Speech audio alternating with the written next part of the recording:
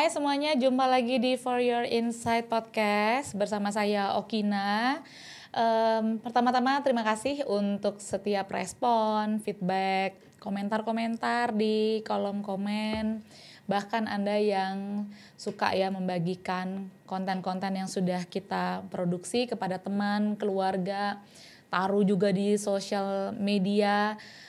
Kami sangat senang sekali karena ini sangat membantu bagaimana kita bisa saling bekerja sama memberitakan kebenaran firman Tuhan, karena Alkitab penuh dan lengkap dengan isu-isu yang cocok dan relate bahkan sampai di abad ke-21 saat ini ya, yang sedang kita hadapi. Saat ini kita sedang membicarakan mengenai kepemimpinan. Dan di season kali ini kita akan berbicara mengenai perempuan dan kepemimpinan. Wah, ini kayaknya sebuah topik yang apakah saling bertolak belakang, apakah cocok. Namun saya berharap ini bisa membantu Anda, membukakan pemikiran Anda dan hati Anda bahwa yes, Anda punya kepemimpinan di dalam diri Anda para perempuan. Dan tentu saja bersama dengan Pastor Evelyn. Halo Pastor Eve. Hai Okina. Seorang perempuan hebat. Seorang perempuan yang dipakai Tuhan sangat luar biasa. Saat ini apa prioritas-prioritas yang sedang dibangun oleh seorang Pastor Eve supaya bisa didengar juga nih Pastor oleh pembelajar-pembelajar di luar sana yang pengen tahu Pastor Eve ini apa sih yang biasanya diatur gitu dalam jadwalnya? Oh, ya. Pertanyaan yang umum saya rasa ditanyakan juga oleh ibu-ibu yang kalau ketemu saya gitu ya, wah kemana aja selama supaya ini? Supaya gak ditanya gitu kan. Pastor, lagi sibuk apa itu kayaknya udah biasa ya, lagi sibuk apa kayak kesannya kita tuh gak ada waktu gitu untuk bernafas. Tapi kalau apa prioritas yang sedang dilakukan itu lebih tepat. I see. Ya, di musim ini saya menggembalakan jemaat ya. GBI Life Builder Community ya setelah lebih 10 tahun ya belajar bagaimana menggembalakan. I think after 18 years. Jadi sekarang Tuhan mempercayakan satu sidang jemaat untuk digembalakan dan kita memuridkan, mengembangkan kepemimpinan. Jadi juga kemana-mana saya diundang melayani. Ada tim yang turut serta, jadi bukan pelengkap penderita ya Okina. Tukang bawa-bawa barang. Oh iya, ini golongan yang pengangkat ya, bukan mengangkat tilam, ngangkatin tas, ngangkatin tumbler, enggak lah. Saya bisa angkat tas dan tumbler dan Alkitab saya sendiri. Bisa gitu, nyetir sendiri malah. Oh nyetir sendiri no problem, I enjoy driving gitu ya. Tapi kalau kemudian orang mengundang, bilang ibu timnya berapa orang? Oh mungkin ada 4, ada 5, ada 6 orang gitu ya. Mereka ini bukan pelengkap, tapi mereka hadir atas kemauannya sendiri dan saya juga membuka diri untuk mereka turut hadir. Ini kan kadang-kadang orang bisa hadir tapi bisa saja pemimpinnya tidak bersedia gitu, berasa, aduh ada ekornya jadi rempong ya, jadi repot gitu ya. Tapi saya senang, jadi it takes two to tango kan. Jadi dari pihak yang ingin belajar menyatakan keinginannya, mengupayakan untuk juga turut hadir. Lalu saya pun tidak berkeberatan dan memberikan ruangan gitu ya. Lalu kemudian menariknya setelah sesi pelayanan kita bisa duduk, having lunch or dinner together dan kita discuss, kita membahas gitu. Karena di dalam konsep pengembangan kepemimpinan ada namanya pementoran ya. Dan dalam dinamika pementoran tersebut, pengamatan dan hasil pengamatan itu menjadi sangat krusial untuk dibahas gitu ya. Ya teruna-teruna atau para pemula atau junior ini bisa saja mengamati dengan tepat, tapi menginterpretasikannya kurang tepat, ya menginterpretasikannya mungkin immature gitu ya. Karena itulah setelah pengamatan ya kita perlu diskusikan apa pemahamannya dari apa yang diamati. Nah pengamatan ini penting ya. Jadi tidak semua itu diajarkan ya textbook atau mungkin by teaching secara didaktik gitu ya. Tetapi ada unsur you need to catch it gitu loh. Kita perlu tangkap ya. Dulu saya dengar ada seorang hamba Tuhan juga ngomong katanya, there's a lot of things you can be taught, ya, there's a lot of things. Banyak hal yang bisa diajar. Ada banyak hal yang bisa diajarkan gitu. A lot of things that can be taught, but there are much more. Ada jauh lebih banyak that should be caught, yang ditangkap, yang harusnya ditangkap, gitu. Nah, penangkapan ini loh, ya, momen-momennya kan kita mesti create, ya, you have to intentionally create those learning opportunities, ya, momen-momen pembelajaran itu. Nah, itulah makanya, jadi kita kemana-mana bisa renteng-renteng, tapi bukan karena saya seret-seret orang, gitu. Nah, ini menjadi satu kegiatan, kayaknya setiap minggu ada tuh, karena kalau hari Minggu lagi diundang kemana-mana, nah itu dia, itu menjadi momen di mana saya intentionally make myself available untuk sesi-sesi pementoran. Dan situ kita bisa melihat memang siapa yang mau, ya. Yang interest. Ya, yang interest. Yang memang tertarik untuk mau belajar. Dan saya pernah sharing ya di dalam Yesus sendiri ya sebagai role model kita di dalam pengembangan kepemimpinan, beliau ya juga memodelkan metode yang seperti itu gitu ya, bahwa di dalam kultur Yahudi it is the Talmidim, ya, murid-murid that run after the rabbi, yang mencari, yang mengejar. Makanya ada buku ditulis mengenai in the dust of the rabbi, ya kan, karena memang dia murid tuh, jadi ini istilahnya ya, ini istilah tentu nggak tahu secara walking literally, in the dust of the rabbi. Walking in the dust of the rabbi. Saking dekatnya, jarak jalannya, sampai butiran debu-debu sendal dari rabi ya kena di sekujur badan kita. Tapi itu berbicara mengenai proximity, kedekatan. Ya. Dan memang kita perlu agree ya, Pastor, berbicara mengenai pementoran ini bukan sesuatu yang dipaksakan, ini harus terjadi secara natural dan ada natural attraction, ketertarikan yang natural. And hopefully there is a certain chemistry yang kemudian akan menolong, karena ya gimana ya, kalau pementoran itu kan memang ya tentu ada berbagai macam pementoran ya, ada yang pasif, ada yang aktif gitu ya. Tapi untuk pementoran aktif berarti kan you have to be present, harus ada di situ, harus cukup dekat gitu ya. Nah, ini dibutuhkan chemistry lah dari kedua belah pihak gitu ya. Kalau kemudian sang mentor berasa males amat ya, ada banyak orang nih, atau ada orang-orang yang harus jadi penyerta gitu ya. In some instances even kalau kita travel kita bisa share hotel room sama-sama gitu ya. Tidak hanya sharing mobil gitu, tapi kendaraan atau pesawat gitu, kita sama-sama berjalan, tapi bahkan sharing kamar. Nah, will the mentor allow her or himself ya to such extent of vulnerability, ya kan, untuk kemudian dilihat loh, ya tentu nih ranjang beda, memang twin bed gitu kan, cuman kamu dari bangun tidur loh, your mentee is there, right there, looking at you and seeing you in your pajama, with your hair all standing up gitu kan. Are you comfortable with that gitu kan? Nyaman gak sih? Bicara mengenai diri sendiri. Nggak apa-apa lah ya. Nah ini biar teman-teman yang menyaksikan ini juga tahu ya, memang itu realitanya ya. Jadi jaim-jaim yang di panggung itu kan actually it's about living together. Bener dong. Sebenarnya doing life together. Bukan mengenai berada di ruang kelas terus kita diskusi seperti ini. Right, itu formal dan ada tempatnya. Itu formal training untuk pengembangan kepemimpinan, itu ada porsinya ada dan perlu. Saya mendorong orang-orang untuk belajar. Bahkan formal. Sekarang ada di tengah komunitas kita yang turut belajar teologi juga, which I really appreciate. Itu formal training harus gitu ya. Saya punya apresiasi cukup tinggi dengan pendidikan teologi ya. Haruslah. Kalau kita mau sungguh-sungguh dengan panggilan pelayanan ini jangan capcay, ya kan? Benar-benar belajar gitu supaya kita bisa mempertanggungjawabkan pengajaran yang kita berikan gitu loh.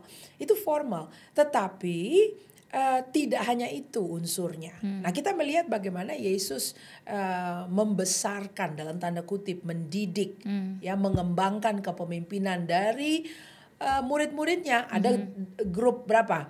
Ada yang 1 orang, ada yang 3 orang, right? Those 3 penyerta itu ya, Yakobus, Yohanes, Petrus, these 3 people, these guys always inner circle ya.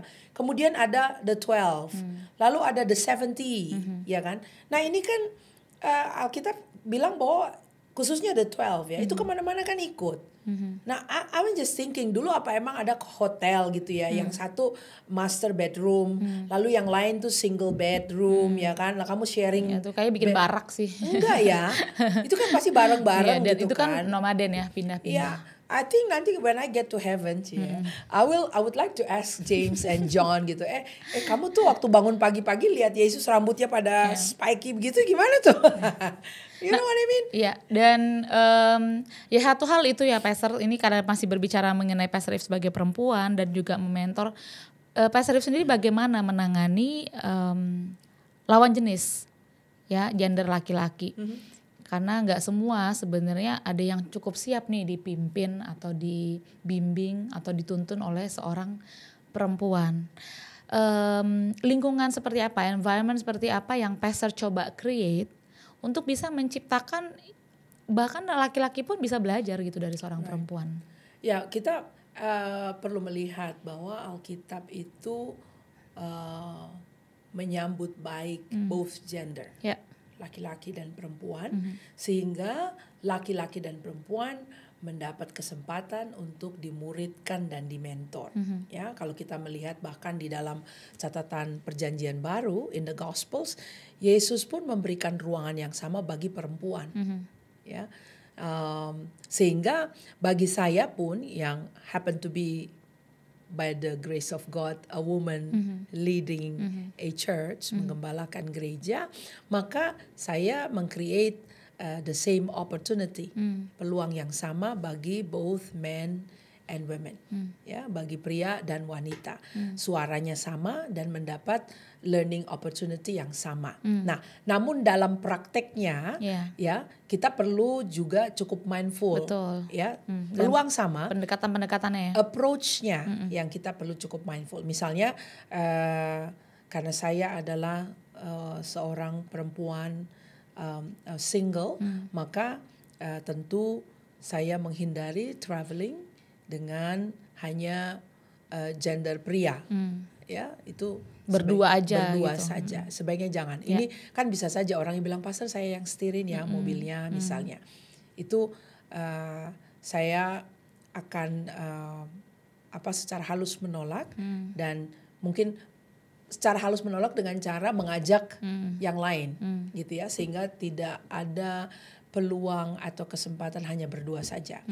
Entah pria itu lajang atau kalau kemudian dia beristri, maka saya akan ajak juga istrinya. Jadi masih satu pasang ya. Satu pasang gitu ya, satu pasang, dan kita relate well dengan banyak pasutri ya, baik pasutri muda maupun pasutri yang sudah senior, itu cukup variasi lah di tengah-tengah gereja, di tengah-tengah jemaat, sehingga kesempatan learning opportunity, kesempatan untuk belajar itu bisa dibuka secara luas gitu, karena tidak akan pernah terjadi itu namanya, ya puji Tuhan ya sampai sekarang, dan akan terus kita upayakan karena ini sudah juga akan menjadi kultur di tengah-tengah komunitas kita untuk hanya berduaan saja dengan lawan jenis. Dan saya sebagai pemimpin perlu memodelkan yang seperti itu. Karena ya bagaimana saya hidup dan bersikap itu kan juga dilihat sama jemaat gitu ya, dilihat sama pemimpin-pemimpin muda kita gitu ya, sehingga bisa menjadi teladan dan meminimalisir atau bahkan mengeliminasi hopefully peluang-peluang yang tidak perlu gitu. Jadi both male and female mendapat peluang yang sama. Jadi memang perlu membangun awareness, ya celah-celah mana yang perlu ditutup supaya tidak menjadi peluang-peluang yang tidak diinginkan. Karena ini umumnya kan pemimpin gereja adalah laki-laki. Namun kali ini kita melihat Tuhan juga pakai perempuan untuk menggembalakan. Yet perempuan juga bisa empower male dan mendorong mereka tetap melakukan peranannya sebagai suami, sebagai kepala rumah tangga, bahkan dibangkitkan untuk juga menjadi pemimpin di gereja lokal. Itu juga bisa terjadi. Iya. Dan memang juga di dalam pengembangan kepemimpinan yang cukup harus bijak mempertimbangkan adanya pria dan wanita, lalu bahwa saya sebagai pemimpin perempuan hadir untuk tidak hanya perempuan tapi juga untuk pria, maka the way kita menyampaikan pesan-pesan perlu cukup mindful ya. Mungkin secara umum kita memahami bahwa perempuan itu is more feeling based, sekalipun tidak seluruhnya, ya tidak generalisasi, tapi umum seperti Umumnya, itu. ya. Nah, pria secara umumnya is very logic. Ya. Nah, jadi dalam berkomunikasi pun ya hal-hal ini perlu saya pertimbangkan gitu loh. When you talk to Mesti satu server ya. Iya, bagaimana cara mengungkapkan pemikiran atau menerima masukan yang memang dari kaum pria tentu akan lebih logic, ya kan? Dari wanita mungkin akan lebih more feeling based gitu kan. Tetapi ya sementara kan saya yang menerimanya saya perempuan gitu. Coba kalau begitu kan umumnya kita akan lebih prone menerima masukan-masukan yang feeling based gitu kan. Sementara yang logic mungkin ada filter kali. Nah, untuk bisa terjadinya relasi dan kemudian perlu ada relasi yang baik ya dan chemistry yang baik, ini perlu saya akomodir juga gitu loh. Perlu diakomodir juga sehingga both voice ya suara both dari potential leaders male yang pria dan wanita itu sama-sama didengar gitu loh. Baik kepada laki-laki senior maupun yang usianya di bawah Pastor Evelyn ya. Betul. Tapi kan sebenarnya rohnya roh pembapaan. Iya. Casingnya perempuan, tapi roh yang beroperasi dalam penggembalaan, dalam mementor itu adalah pembapaan, fathering. Ya. Oke, Pastor Eve, berbicara mengenai kepemimpinan juga dan juga mengenai perempuan, ada satu kisah menarik juga, Pastor, yang kita temukan di Injil mengenai dua jenis perempuan. Dua-duanya bersama Tuhan Yesus loh, Pastor. Tapi memberikan dua respon yang berbeda. Sebenarnya ini juga sering kita lihat ya, perempuan-perempuan yang aktif, perempuan-perempuan yang mau terlibat, perempuan-perempuan yang cekatan, cepat, tahu apa yang perlu dilakukan. Apalagi sekarang berdasarkan pengamatan dan pengalaman kita lah ya. Saya belum melakukan riset, namun pengalaman kita dalam berkunjung ke beberapa gereja lokal, jemaat paling banyak perempuan. Oh yes. Itu umum, data itu umum ya? Di mana-mana. Iya, paling banyak perempuan, aktif juga perempuan. Jadi ini kan sekelompok angkatan force yang kalau di-equip dengan baik ini akan sangat-sangat keren lah. Kebermanfaatannya. Iya, karena secara jumlah ini sudah mayoritas atau lebih banyak lah, bukan mayoritas, lebih banyak karena kita tetap percaya banyak pria yang juga bisa dipakai Tuhan dan aktif dalam gereja lokal. Nah, ini adalah kisah mengenai Maria dan Marta. Bagaimana, Pastor, kita bisa melihat isu kepemimpinan melalui kisah ini? Kita bisa temukan di Lukas pasal yang ke-10 ya, ayat 38 sampai 42. Ya, di perikop tersebut kita melihat Alkitab menjelaskan bahwa kehadiran Yesus di kampung itu kemudian disambut di sebuah rumah ya. Jadi zero into a house gitu kan, dan di rumah itu dia disambut oleh seorang perempuan yang bernama Marta. Ya, ini sekali lagi di Lukas 10 ayat 38 39. Jadi kita melihat bahwa Marta di situ berfungsi sebagai hostess. Sebagai tuan rumah, dia ushering, dia yang menyambut, ya. Tentu sebagai seorang perempuan kalau kita menerima tamu, tamu kehormatan. Ya, ini tamu kehormatan, quite very reputable di masyarakat. Tentu berbagai macam persiapan itu ya dilakukan. Nah, untuk dia dare herself menyambut kehadiran Yesus di rumahnya, ya pasti dia sudah kalkulasikan lah kesiapannya gitu, karena dialah yang berdiri di depan untuk menyambut. Nah, menariknya di ayat berikutnya kita melihat bahwa ada perempuan yang lain di situ. Ya, ini saudarinya ya, kalau saudaranya kita Marta, saudarinya Marta. Perempuan itu namanya Maria, dan Alkitab berkata bahwa Maria ini duduk dekat kaki Tuhan dan terus mendengarkan perkataan. Wah, langsung positioning ya. Iya. Where is Marta, kan begitu. Karena di pintu depan yang sambut Marta. Jadi dia yang position herself as the hostess. Dia penyambutnya, dialah tuan rumah, dia yang memastikan kesejahteraan daripada tamunya itu Ya, akan kenyamanan dari tamunya. ya, well taken care of Ya. gitu kan. Nah, tapi di ayat selanjutnya we don't see her anymore. Yang kita lihat adalah saudarinya yang bernama Maria yang justru memposisikan diri, Alkitab katakan duduk dekat kaki Tuhan. Nah, di dalam konteks pengembangan kepemimpinan yang saya katakan tadi bahwa Yesus itu memberikan ruang kelas yang sama atau learning opportunity yang sama bagi both gender, itu kita temukan salah satu contohnya di sini. Ya, di sini di Alkitab dikatakan bahwa dia duduk dekat kaki Tuhan. Ya, penulis daripada Injil Lukas ini adalah Lukas sendiri ya. Dan seperti kita ketahui dalam pembelajaran bahwa Lukas ini tidak hanya menulis Lukas, tapi dia juga menulis kisah para rasul. Right? Nah, sehingga untuk memahami terminologi yang dia katakan di sini bahwa duduk dekat kaki Tuhan, ini bukan duduk-duduk santai ternyata. Ini bukan duduk untuk nibbling food, ya, duduk di meja makan, ngobrol, ikut makan sama-sama, gitu ya.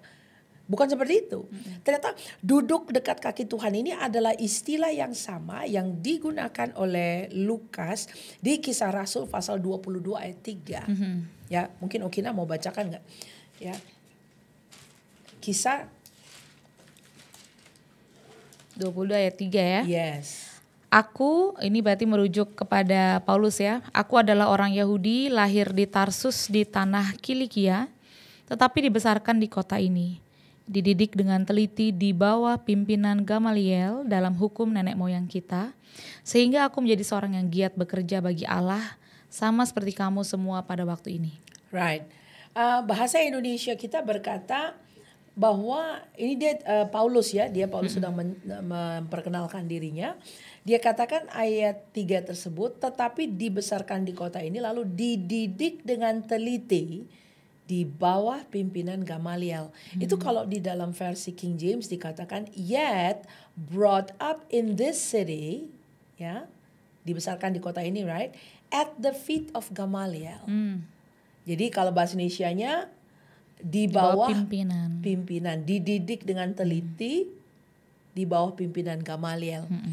Bahasa Inggrisnya yet brought up in the city at the feet of Gamaliel. Wah, ini bahasa Indonesia bahkan dijelaskan lagi dididik dengan teliti di bawah pimpinan.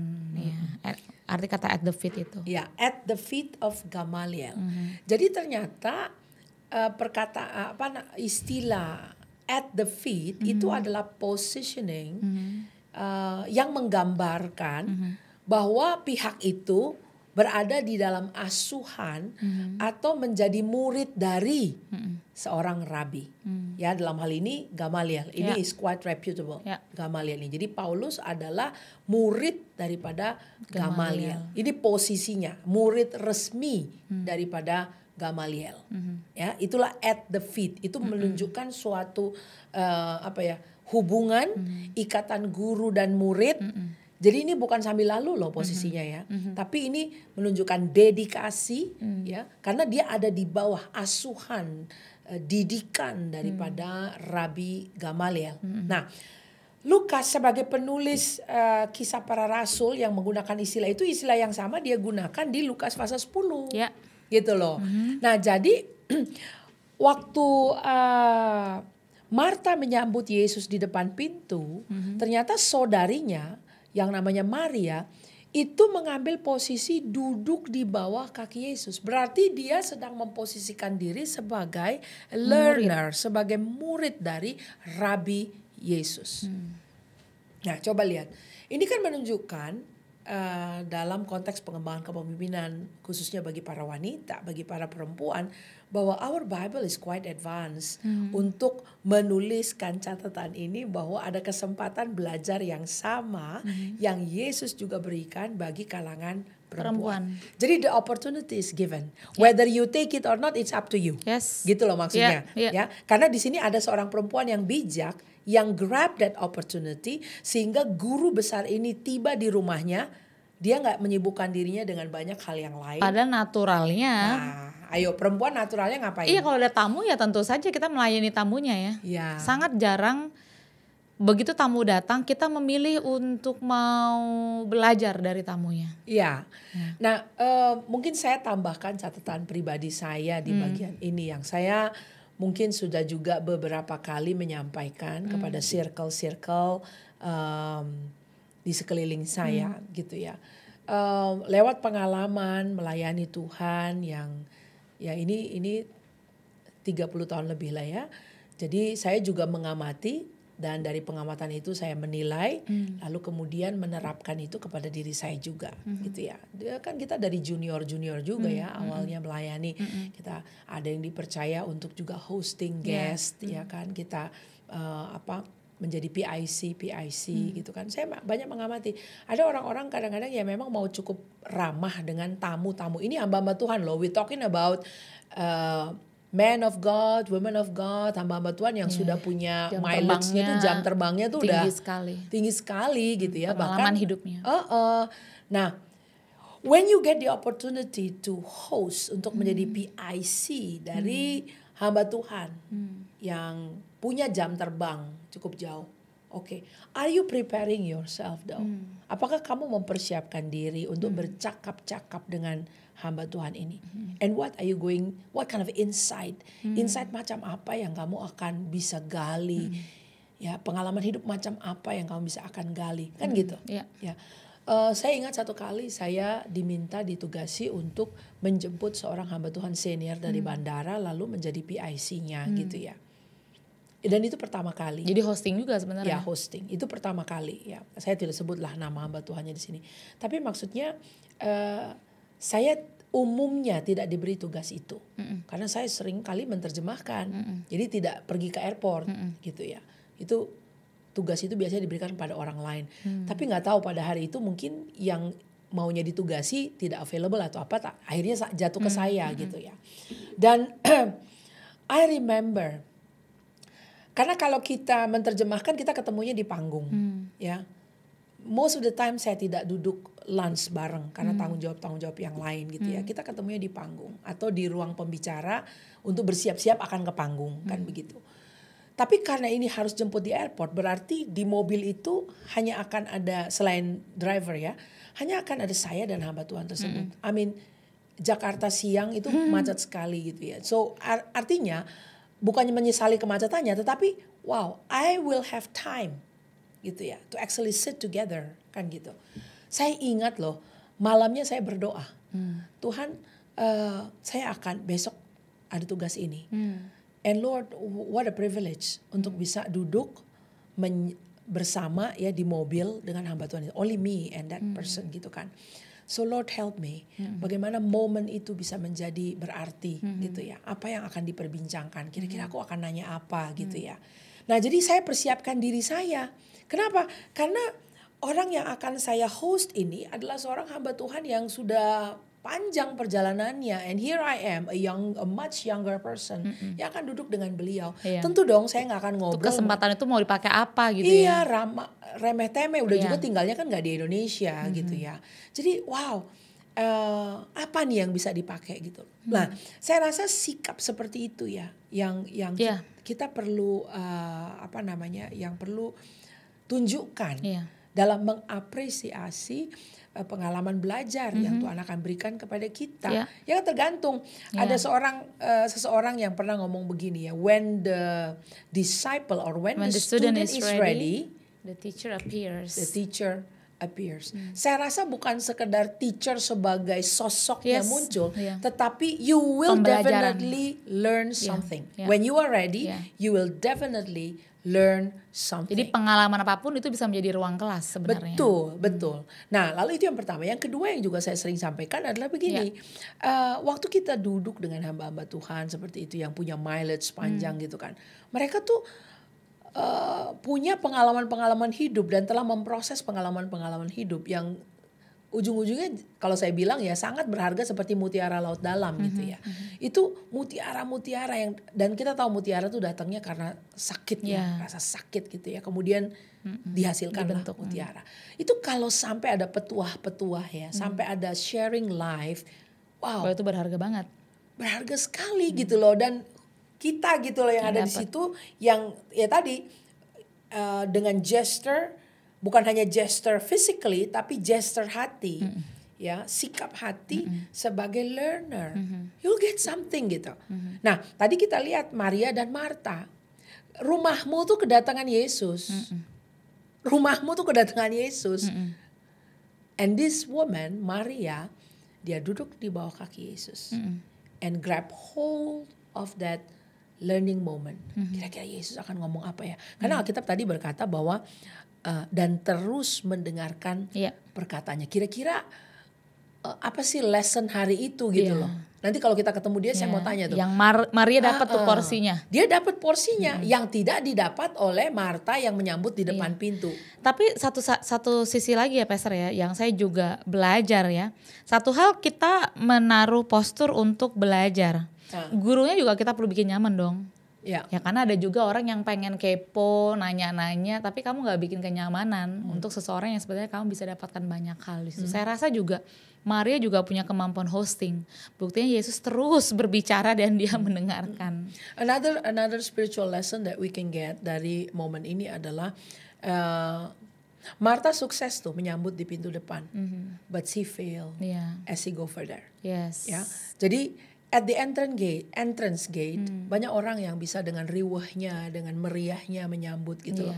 But you are not you are not calm enough to sit down under gitu lah, untuk duduk menyimak. Ya.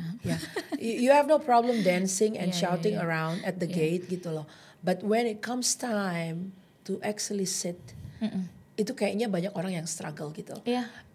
Ada orang yang saya temukan duduk sih, posisinya duduk, physically duduk, but inside kamu gak lagi duduk. Dan kepalanya udah berkeliaran kemana-mana. Right. Gitu.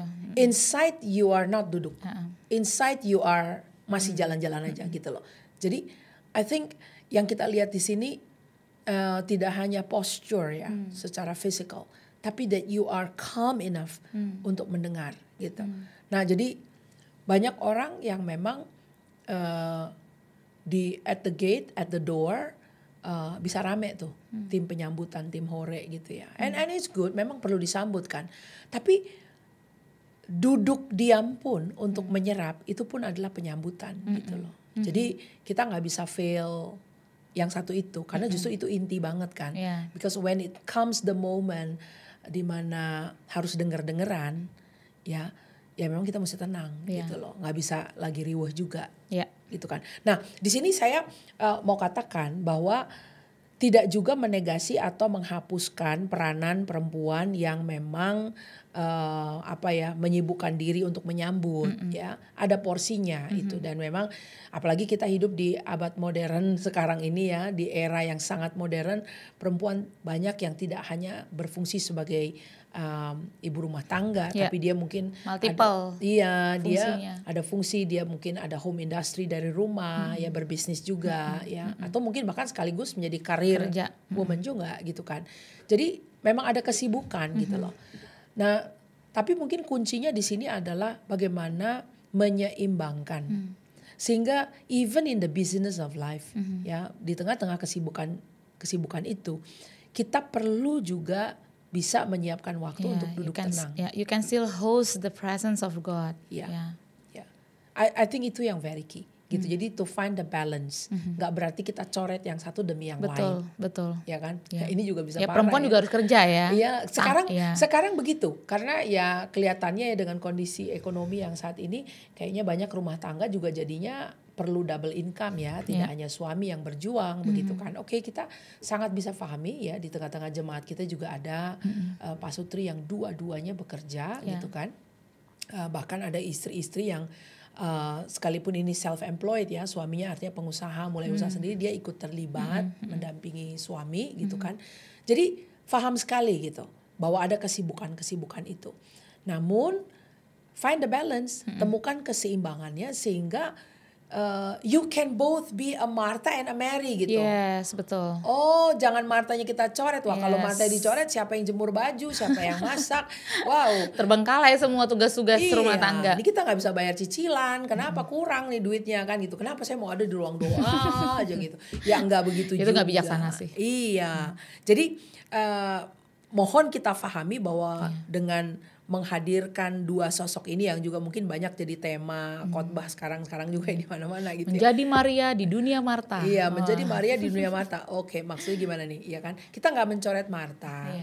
Tapi Penting loh judulnya Maria dan Marta kok. Iya. Berarti Marta ini juga diikut sertakan. dua-duanya berfungsi gitu dan bisa sekali gitu ya. Iya. Jadi kalau kita bisa tarik di pasar pelajaran kepemimpinan, we can be a leader of the house. Kita bisa menjadi pemimpin dalam rumah tangga yang direpresentasikan oleh Maria dan Marta, dan bagaimana kita perlu mengembangkan kemampuan sebagai host. Ya, seorang pemimpin saya rasa dia perlu punya kemampuan sebagai host, sebagai tuan rumah, bikin tamunya merasa nyaman. Saking nyamannya, tuh mutiara-mutiara akan keluar dari tamunya. Apalagi tamu yang kita mau host, yang kita mau sambut ini adalah Tuhan di atas segala Tuhan, Maha Guru. Dia sumber pembelajaran, hal-hal yang kita butuhkan dalam hidup. Every day kita perlu host kehadiran Tuhan dalam kesibukan, dalam tanggung jawab, hal-hal yang perlu kita lakukan.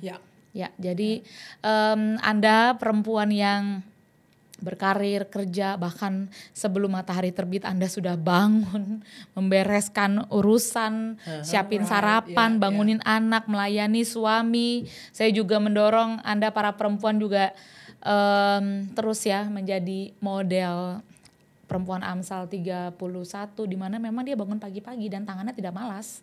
Perempuan itu rajin, tapi tetap dia tahu siapa yang dia host, yaitu Tuhan Yesus. Seperti Maria menyambut Yesus dan duduk di kakinya, menjadi perempuan yang belajar. Thank you Pastor If untuk insight yang diberikan dari pembelajaran mengenai Maria dan Marta. Dan kita akan lanjut tentunya dengan pembelajaran berikutnya, yang lainnya lagi mengenai topik-topik kepemimpinan. Sampai jumpa.